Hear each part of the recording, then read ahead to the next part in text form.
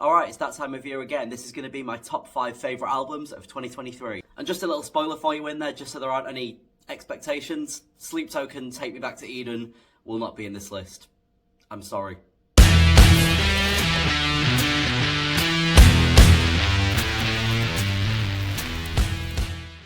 So going backwards from number 5, we've got Where Do We Go From Here by Asking Alexandria.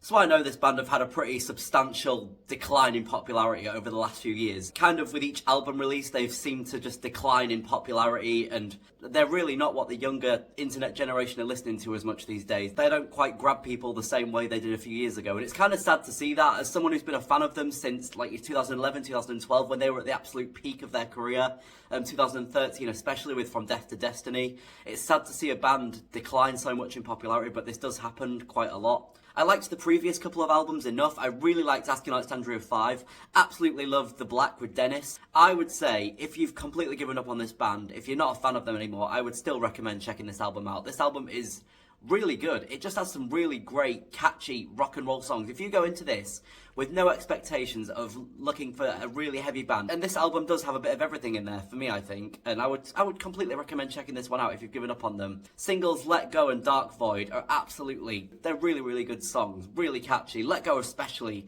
is easily one of my favourite songs that have come out of this year, and I wasn't expecting one of my favourite songs to be by this band this year, so it's really nice. If nothing else, just give the singles a go and see that Asking Alexandria can still put out decent music, as long as your expectations aren't for some heavy screaming band. You know, they've chosen to change for what suits them better. Even if that means declining in popularity in the scene, whatever, they're doing what makes them happy, and I'm completely supportive of that. I really do like this new music they're putting out. Yeah, where do we go from here?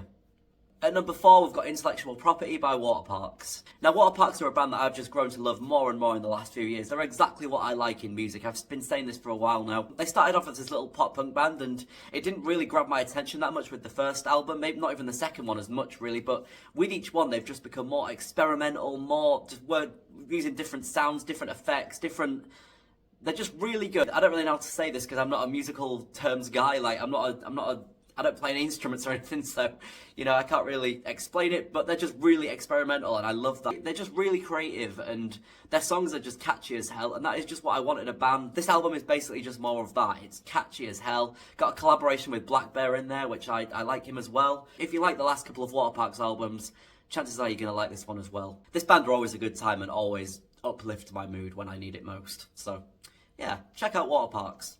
Number 3 is A Kiss for the Whole World by Enter Shikari. This is a really weird one for me, and definitely the band I least expected to be on my top favourite 5 albums of the year list.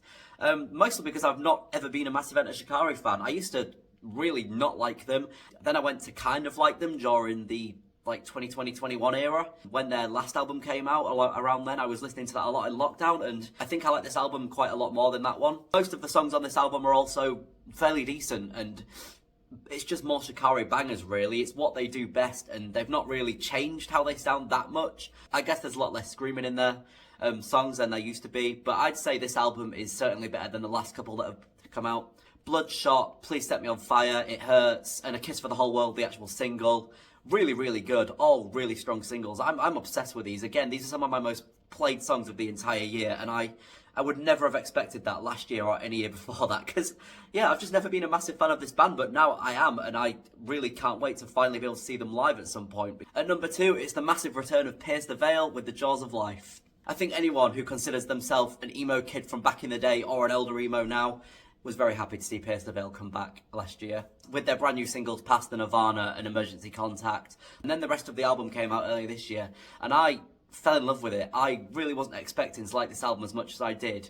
Again, because I was never the biggest Pierce the Veil fan. I've never been that massive Pierce the Veil obsession. I was always more into Sleeping with Sirens, All Time Low, A Day to Remember of Mice and Men even. I always put all those bands above Pierce the Veil at one point, and I don't think anything will ever replace Collide with the Sky, but this album is really good. They really came back with a great album. Again, if you like any previous Pierce the Veil albums, any stuff they've put out before, massive chance you're going to love this one as well. And finally, number 1, the metalcore masterpiece that is The Seventh Son by Bury Tomorrow. Not to say that Cannibal wasn't also a metalcore masterpiece. That album is pretty much near perfection anyway. Now, obviously, Bury Tomorrow have got a new vocalist.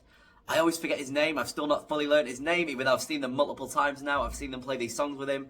Sorry, but the new vocalist is up there on par with Jason. Like, I think he smashes out all the old songs just as well. And the new songs obviously go off so hard. They go so hard live. They sound amazing.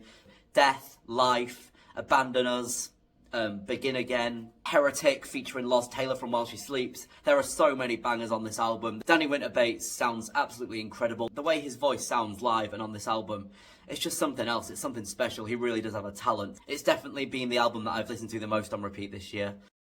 So yeah, a bit of diversity, but then again, my music taste has always been diverse. I've always liked different things I always think that I'm quite judgmental with new music and releases and stuff, but I think I'm actually one of the people who is less judgmental to the internet these days than a lot of people. I think I generally do like the majority of stuff that I hear, and compared to a lot of people who will immediately trash stuff, hate on stuff, for not being heavy, for being more experimental. I think this is why I like these albums the most this year, because they took a jump in a direction. You know, they're just trying out new things, and that's what I love in music. Yeah, it's been a really good year for music, hasn't it? Can't wait to see what 2024 brings as well. If you enjoyed this and you're brand new to my channel here, please consider clicking subscribe down below or at the end of this video. I think this might be my last video of 2023, so I just wanted to say thank you so much for the support that you've given me on my channel this year. My channel has definitely seen the biggest growth it's ever had since starting it nearly 10 years ago. I really am hoping to get it going a bit more next year. Really do appreciate every single one of you that clicks these videos. And because of all you, I've managed to start earning the tiniest bit of money for doing this now. So obviously I'm going to work towards that more next year. So thanks again, Merry Christmas, Happy New Year, and I'll see you all in 2024.